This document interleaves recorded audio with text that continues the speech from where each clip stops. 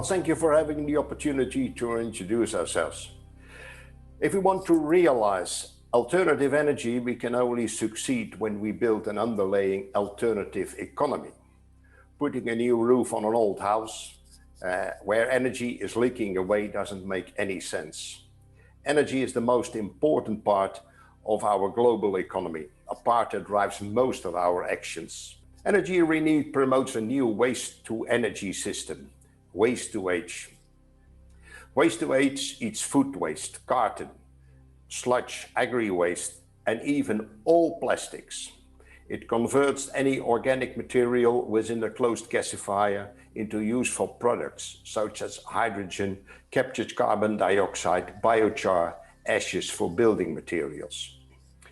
It aims at small communities to process waste and get something useful in return, the energy. So it's nice, but when presenting this system, it always leads to the number one question. What are the costs? The cheapest way to get rid of your trash, just throw it away. We can never develop and build a piece of equipment that is cheaper. 20 years of engineering and building cannot be done for free, never. We can only do better, but you have to pay. We all will pay, only much later. Our cost calculations are wrong, are frauded. You cannot leave externalities out of your accounting. Many nowadays mention these externalities, but who was the first? Externalities lead to market failure because a product's price equilibrium does not accurately reflect the true cost and the benefits of that product. Arthur Pygou told us already, exactly 100 years ago.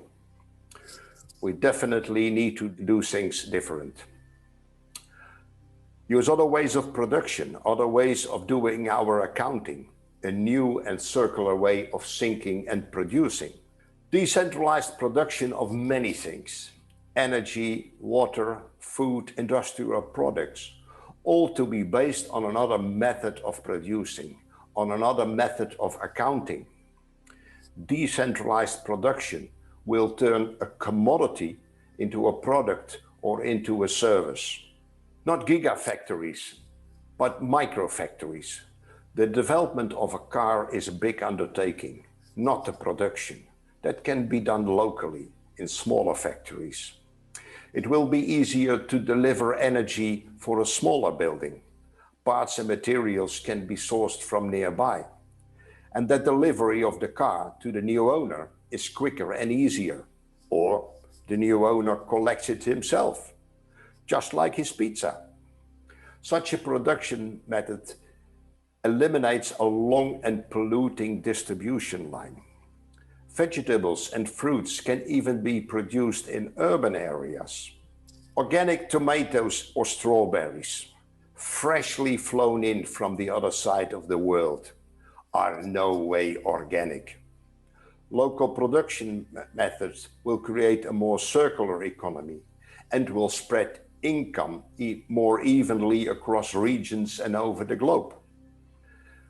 There are ways and possible measures to make the challenge to a circular economy.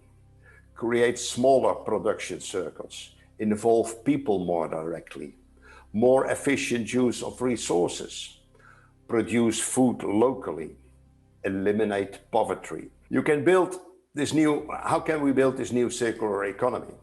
Carbon tax and carbon credits are a relative easy way to include the externalities in the equations.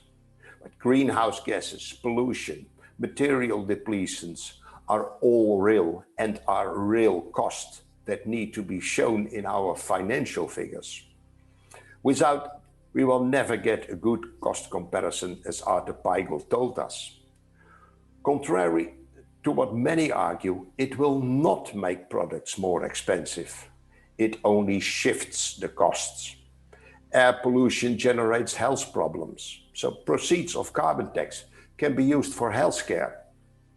Plastic waste creates land and water pollution, which lead to loss of biodiversity. all these costs have to be offset as well, sooner or later. Tax what is bad, reward what is good. This is why we need another economy.